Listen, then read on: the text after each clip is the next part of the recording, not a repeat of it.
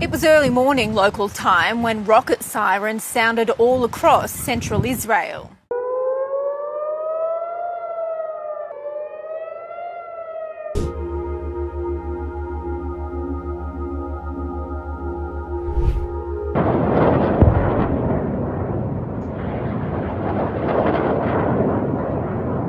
The Temple Mount is in our hands. We are in Jerusalem and we are here to stay. Something unexpected has been unfolding in Jerusalem, and it didn't stay local for long. Within hours, religious leaders began issuing urgent statements. Prayer gatherings started forming in different countries, and messages began spreading across churches worldwide. But here's what makes this so unsettling. This wasn't supposed to happen. For centuries, Jerusalem has seen conflict, celebration, and peace cycles. But this time, something shifted in a way many people did not expect. And as reports came out of Holy Week disruptions, canceled traditions, and restricted access to sacred places, a single question began spreading across the world. What is really happening in Jerusalem right now that is making millions of people start to pray? And the answer is not as simple as most think. Jerusalem has always carried a strange kind of silence. Not the silence of emptiness, but the silence of meaning. As the sun rises over its ancient stone walls, the city begins to wake up. Pilgrims walk through narrow streets that have existed for thousands of years. Religious chants echo near sacred places, and every corner seems to carry history that never fully fades. During this particular season, expectations were high. Crowds were expected to gather for one of Christianity's most sacred traditions. Families had traveled from different parts of the world. Religious leaders had prepared for ceremonies that have been observed for generations. Everything, on the surface, seemed ready. But something felt different this time. Small signs began to appear, not loud enough to draw immediate attention, but unusual enough to be noticed by those familiar with the rhythm of the city. In certain areas, movement was restricted. In others, access points were adjusted. And some gatherings were quietly affected before they even fully began. At first, it looked like routine security adjustments in a sensitive region. But as the day approached, questions began to grow. Why were preparations not unfolding as expected? Why were certain traditions suddenly impacted? And why were officials begin speaking more cautiously than usual? No one had full answers yet. But in a place where history often turns ordinary moments into global headlines, even the smallest change can signal something far bigger. In this time, what was about to unfold would shift the entire atmosphere of the city in a way few people saw coming. Because the calm of Jerusalem was about to break. Then came the moment that changed the tone of everything. What had been quiet tension suddenly turned into public reality. As Holy Week approached its most important day, expectations were clear. Crowds were preparing. Religious leaders were organizing, and centuries-old traditions were meant to take place just as they always had. But then, something unusual was confirmed. A key public procession, normally seen every year in Jerusalem, would not happen as planned. At first, the announcement was unclear. Some thought it was a delay. Others believed it was a limited restriction.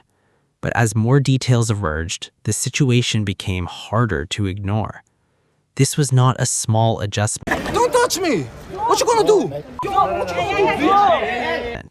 It was a disruption to a tradition deeply tied to faith, history, and identity. And immediately questions spread. Why now? What changed? And why was one of the most important religious gatherings being altered in this way? As word spread through the city, reactions began to form. Some visitors were confused. Others were disappointed. And religious came here from America trying to displace people who were from here. First of all, I'm not trying to displace nobody, and second of all, this is my country. I'm a Jew. God gave it to me. Voices began to respond with concern, calling for prayer and calm. But what made this moment even more significant was not just what was stopped, it was what it represented. Because in Jerusalem, even a single disruption can carry meaning far beyond the moment itself. And as this announcement spread beyond the city walls, something even bigger began to happen. The world started paying attention, not just watching, but reacting. And that reaction was only the beginning of a much larger wave. As the situation developed, official voices began to step forward. Statements were released from religious leaders in Jerusalem, carefully worded but clearly serious in tone. They spoke about security concerns, public safety, and the need to protect worshipers during an already sensitive period. But beneath those formal explanations, the impact was already being felt. One of the most important aspects of Holy Week in Jerusalem had been disrupted, and that fact quickly spread beyond the city. For many observers, this was not just about logistics, it was about symbolism. Church leaders and Christian representatives in the city began calling for prayer. Messages emphasized peace, protection, and unity during a time of uncertainty. Across different countries, prayer gatherings began forming in response. And as these reactions grew, so did global attention. News reports began circulating internationally, highlighting that traditional religious activities in Jerusalem had been affected during one of the most significant weeks in the Christian calendar. But even as explanations were provided, they did not fully quiet the questions. Why was this happening during such a sacred time? Why were long-standing traditions being interrupted? And why did the response feel larger than the event itself? Because something unusual was now unfolding. What began as a local disruption was turning into a global conversation. And with every new report, the story was no longer just about what happened in Jerusalem. It was about what people believed it could mean. And that belief was spreading fast. The reaction did not stay in Jerusalem. It spread, slowly at first, then all at once. Religious communities across different countries began responding to what was happening in the city. Prayer meetings were organized, messages were shared, and leaders called for unity, reflection, and intercession. But the question remained, why this moment? Jerusalem is no stranger to attention. It has been at the center of conflict, faith, and history for thousands of years. Yet something about this situation felt different to many observers. Because it wasn't just one event anymore. It was the combination of several developments happening in a short period of time during one of the most sacred seasons in the Christian calendar. And that combination created something powerful: concern. For believers, the connection was emotional and spiritual. For others, it was historical and political. But for nearly everyone watching, one thing was clear: Jerusalem was once again at the center of global focus. Reports of prayer movements began to increase. Churches mentioned the situation in services, online communities began discussing it intensely. And as the reactions multiplied, so did the questions. Was this simply a series of security-related decisions in a sensitive region, or was it something deeper, something tied to a much longer history of tension and meaning in the city? Because the more people looked at what was happening, the more they felt that this was not an isolated moment. It felt connected. And that feeling is what pushed the story beyond news into something people could not ignore. To understand why the world reacted this way, you have to understand Jerusalem itself. This is not just another city. It is one of the oldest continuously inhabited places on Earth. And for millions of people, it is deeply connected to faith, identity, and history. Within a small area of its old city, 3 major religions converge. For Christians, it holds the Church of the Holy Sepulchre, believed to be the site linked to the death and resurrection of Jesus. For Jews, it holds the Western Wall, the last remaining part of the ancient temple. For Muslims, it holds the Al-Aqsa compound, one of the most sacred sites in Islam. This concentration of meaning makes Jerusalem unlike any other place in the world, and because of that, even small developments can carry global emotional weight. Over the years, the city has experienced cycles of tension, conflict, and fragile calm. Each moment adds to a long history that the world continues to watch closely. So, when reports emerged of disruptions during a major religious season, reactions were not just about current events, they were shaped by history. People remembered previous moments when access to holy sites became restricted. They remembered past escalations, and they recognized how quickly situations in Jerusalem can gain international attention. But even with all that history, something about this moment still felt different to many observers, because it was not just about what was happening inside the city. It was about how quickly the entire world began to respond, and that response was only growing stronger. As attention increased, so did tension in the background of the story. Jerusalem is not only a city of faith, it is also a city of sensitive boundaries where religion, politics, and security constantly overlap. One of the most closely watched areas is the compound known to Jews as the Temple Mount and to Muslims as Al-Aqsa. This location has long been at the center of disputes over access, worship, and control, and even small changes there can quickly draw international attention. During this period, reports highlighted increased security presence and heightened sensitivity around key religious areas in the Old City.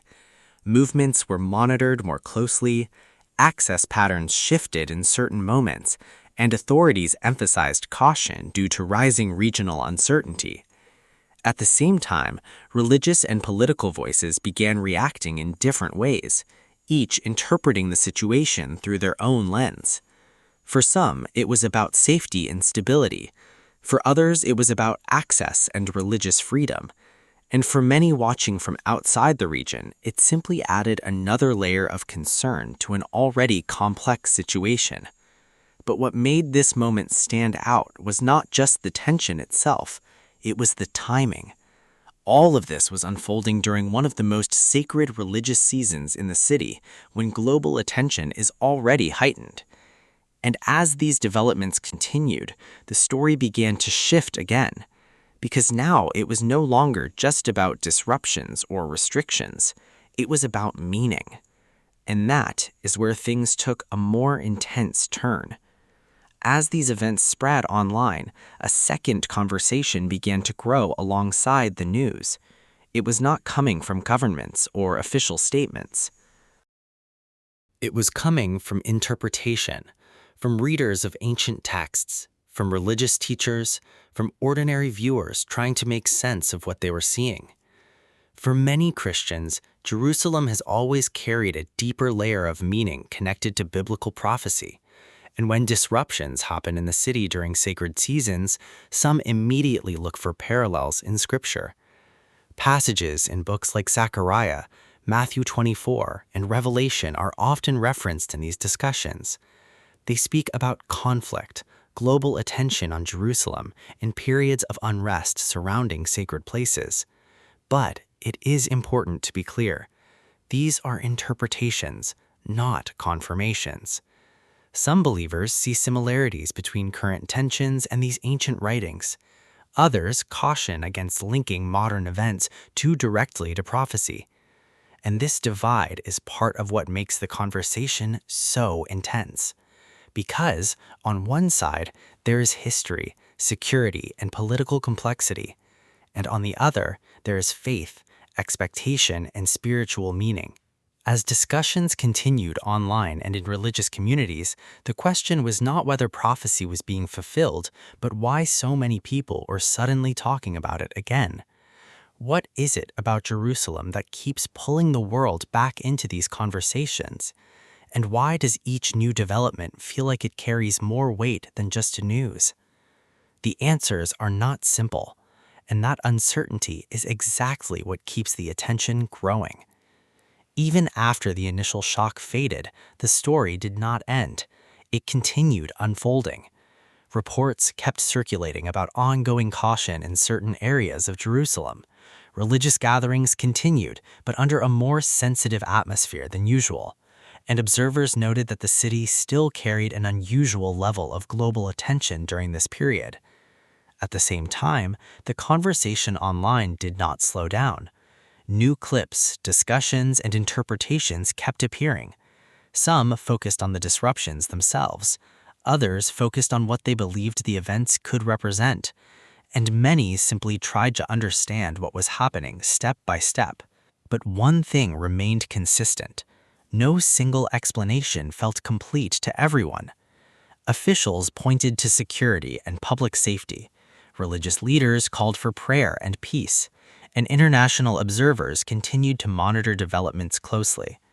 Yet the feeling around the situation did not fully settle, because every time one question seemed answered, another question emerged.